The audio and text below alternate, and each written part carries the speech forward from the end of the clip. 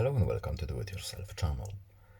Today I will show you how to turn on and how to turn off message banner notifications in Realme 14x phone. First we need to go to settings.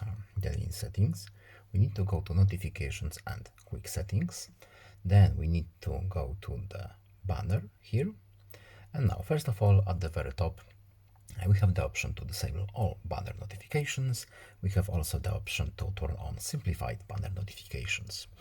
And here we have the list of apps. So we are looking for our messages. Here they are. So we can enable or disable these notifications. We can pretty much do it with others too. We can pick and choose whatever we want and what we need. And that's all. I hope this video is helpful to you. Please leave a like and subscribe. Have a nice day and see you in the next video. Goodbye.